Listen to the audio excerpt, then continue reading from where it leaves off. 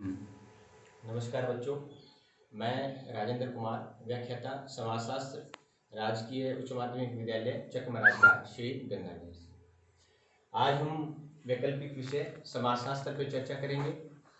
जैसा कि हम लोग जानते हैं कि मनुष्य की प्रवृत्ति हमेशा से ही जिज्ञासु रही है और इस जिज्ञासु प्रवृत्ति के कारण मनुष्य ने अनेक प्रकार की खोज की है।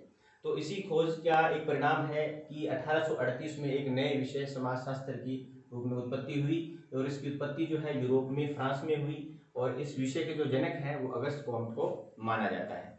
इस विषय की विशेषता ये है कि यह समाज का अध्ययन करता है और ऐसी बात नहीं है कि समाज का अध्ययन समाजशास्त्र से पहले किसी विषय में नहीं होता था।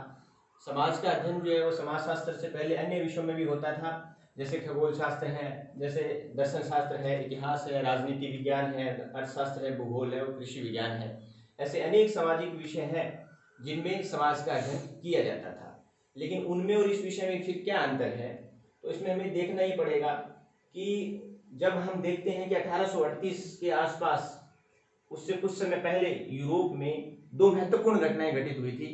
एक का नाम फ्रांसीसी क्रांति और दूसरे का नाम है औद्योगिक क्रांति। जब ये क्रांतियां हुई तो उस समय समाज के अंदर बहुत बड़ा परिवर्तन आया और इस परिवर्तन के परिणाम स्वरूप जो पुराने मूल्य थे उनके स्थान पर नए नए मूल्य आ रहे थे और समाज के अंदर जो है इस नए और पुराने के बीच सामंजस्य के अभाव के कारण अनेक प्रकार की समस्याएं पैदा हुई। अब इन समस्याओं का कारण क्या है और इनका समाधान क्या हो सकता है ताकि समाज में फिर से व्यवस्थाएं जो है वो बनाई जा सके, समाज में फिर से संगठन स्थापित किया जा सके। इसी प्रवृत्ति, इसी जिज्ञासु प्रवृत्ति का परिणाम है कि हमारे सामने एक नवीन विषय के रूप में समाजशास्त्र की उत्पत्ति हुई। वैसे तो अगर हम एक विज्ञान के तौर पर बात करें तो सबसे पहले जब मनुष्य ने प्रकृति को समझने की कोशिश की तो खगोल शास्त्र के रूप में, जिसको हम ज्योतिष विज्ञान के रूप में भी जानते हैं, और क्योंकि खगोल शास्त्र गणनाओं पर आधारित है इसलिए गणित के रूप में एक नया विषय सामने आया। जीवन की उत्पत्ति कैसे होती है, मृत्यु किस प्रकार होती है, मृत्यु के बाद जीवन क्या होता है, इन घटनाओं की जानकारी के लिए दर्शन शास्त्र एक प्राचीन विषय के रूप में है, जिसको हम सामाजिक विज्ञान की जननी के रूप में भी जानते हैं। मनुष्य की जब प्राचीन घटनाओं में रुचि रही है तो इसके लिए इतिहास के रूप में एक विषय की स्थापना हुई। किस प्रकार से मनुष्य सत्ता और शक्ति के लिए संघर्ष करता है तो इसकी चर्चा हम राजनीति विज्ञान में करते हैं।